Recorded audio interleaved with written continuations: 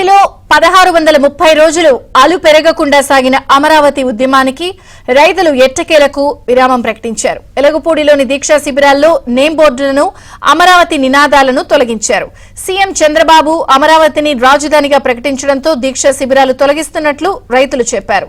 ఉద్యమ కాలంలో రైతులకు అండగా నిలిచిన ఏబిఎన్ ఆంధ్రజ్యోతికి యాజమాన్యానికి అమరావతి రైతులు ధన్యవాదాలు తెలిపారు. అమరావతి నిర్మాణంలో కూడా ఏబిఎన్ ఆంధ్రజ్యోతి కీలక పాత్ర పోషించాలని రైతులు కోరారు.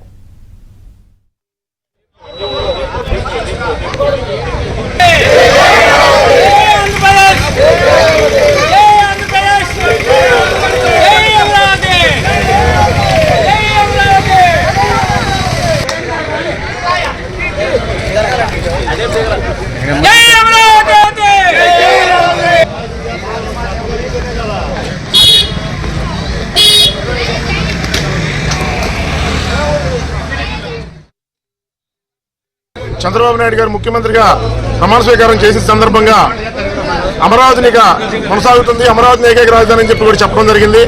కావున ఈ రోజుతోటి వెలగపూడి దీక్షా శిబిరాన్ని ఇంతటితో ముగించడం జరుగుతుంది. ముఖ్యంగా ఈరోజు ఈ యొక్క మీడియా ముఖంగా మేము ఒకటే చెప్తున్నాం, ఏబిఎన్ ఆంధ్రజ్యోతి మరియు వారి సిబ్బంది అందరికీ కూడా ప్రత్యేకంగా ధన్యవాదాలు తెలుపుతా ఉన్నాం.